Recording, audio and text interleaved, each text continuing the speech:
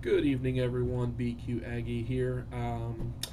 Had a lot of PMs, a lot of emails, and even a couple of questions in the Vaughn room whenever CNC has been online about what I think about the Tyler Seguin and Louis Eriksson deal.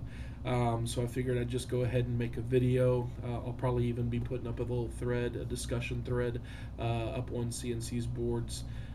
But I obviously wanted some time to kind of process it, kind of come down from it a little bit, just some time to reflect and take a level-headed approach, because obviously this was a huge blockbuster deal, and I just wanted some time to kind of think about it. Obviously, some time to process it, and so on and so forth. So, I'm going to discuss a couple of things here regarding the deal, just simply from my point of view. Obviously, I don't ever claim to be an expert. Um, you know, I I've been watching hockey for 17 years, and there's still things that I learn every day about the sport and about players and certain cap situations and so on and so forth. But I'm not going on any type of script here, so if I get rambling or if I sound like I'm an idiot, chances are I probably am. But this is pretty much just what I think. A lot of people have asked me, so simply from a fan standpoint, obviously a Stars fan standpoint, it's shocking. After Madonna retired, I kind of gravitated towards Louis Eriksson. I've always followed him. I've always liked him. I've always collected him. But as far as like that favorite player, it's been Louis for the most part since Madonna retired. So knowing that Louis is no longer part of my team, it is rather heartbreaking. I I hated it as soon as it was announced. I mean, I couldn't believe it. Yes, we are getting Tyler Seguin in return. The potential is huge. We definitely need that number one center. And again, I don't know the whole process and the logistics of what was discussed previously. Obviously, that's all insider information. But my mind is thinking, okay, if Boston was wanting a winger, and if we're trading on potential, why can't we give them potential?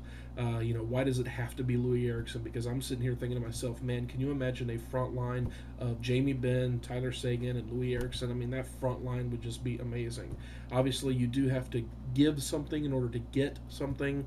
It just really, really sucks that it has to be Louis Eriksson. I mean, he was the epitome of everything that Dallas stood for. Hardworking, class act. Always did stuff for the youth and the fans there in the Dallas community. The Stars. I don't know if everybody out there knows this, but the Stars are one of the most accessible and fan friendly teams in the entire league. They consistently have public events such as their casino nights, their icebreaker party. Of course, they're always signing for free after each and every open practice, which is open to the public. And Louis Eriksson is always one of the ones out there, first one out the door, signing anything you ever put in front of, his face. And he does it with a smile. He's always posing for pictures. That's what we as fans liked about Louis Eriksson, is that not only was he a great player, but he was also accessible and just incredibly generous to the fans. That's one of the things that we didn't necessarily care for about Brad Richards. Yes, he was a great player when he was here, but he never endeared himself to the fans. He would never come out to sign autographs after open practice. He would always duck out the back door. He would always shirk his appearances for, the public appearances like casino night. I think he did one casino night in the 3 years that he was here. He would never do the icebreaker things, or even if he was doing an icebreaker, his signing session would be like 30 minutes and he was gone. But anyway, that's all in the past. This is about Louis Eriksson. So obviously, as a fan standpoint, I'm going to definitely miss him. I'm not going to stop collecting him. I care too much about him to just, you know, shirk my PC of Louis. I would still collect him, just as I did with Madonna going to Detroit, and of course Zach Parise going to Minnesota. Uh, really don't know what else to say other than, I'm going to continue watching Louis. I think he'll do great in Boston. I just still can't get over right now that he's no longer wearing the Dallas green. As far as who we're getting in return, obviously Tyler Seguin. Everybody knows who Tyler Seguin is. I mean, the kid is 21 years old. He's already a Cup champion, played in 2 Cup finals. Um, of course, he comes with a little bit of baggage, a little bit of history, whatever you want to call it. The partying, the reports of, him not being a professional. Somebody even said that, he kind of quit on his team, which I don't think that's the case. And of course, Peter Chiarelli and some other people saying that, he's just immature, as most 21-year-olds kids are, just needs to learn how to grow up, be professional. My main mode of thinking is that, he's already been a Cup champion and been to another Cup final, and, with him being only 21 years old. I don't want him thinking that this is an easy thing, that, oh, well, I already have my ring and I've already been again, that he kind of expects it or something. And then, I mean, because let's be real, Dallas is not a Cup contender just yet.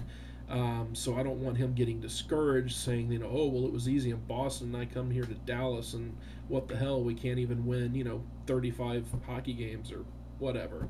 And I don't want that drive to be gone because everything came so easy to him, in his first 2 or 3 seasons in the league, or in his career.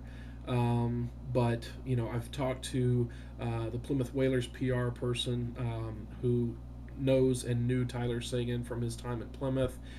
She says that it's all about attitude.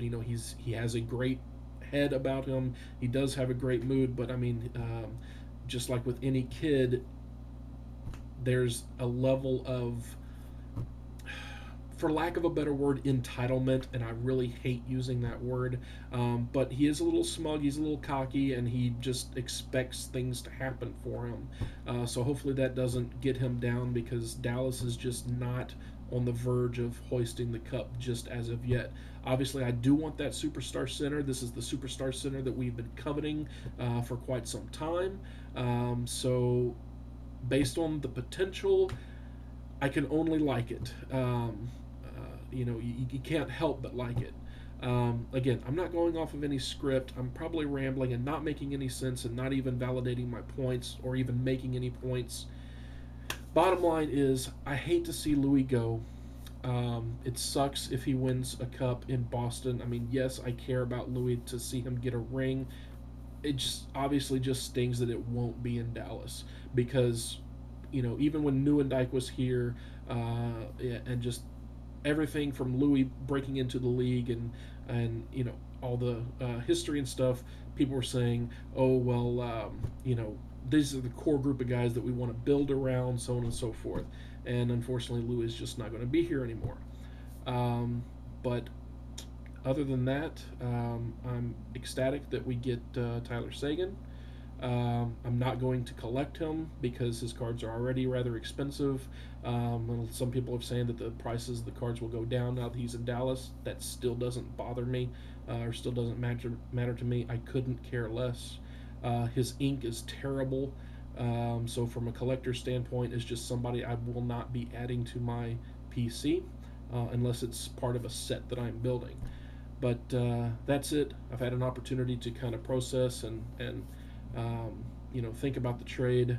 I would have loved to have gotten Seguin for some draft picks and some other prospects, so on and so forth, but so be it. That's not the case.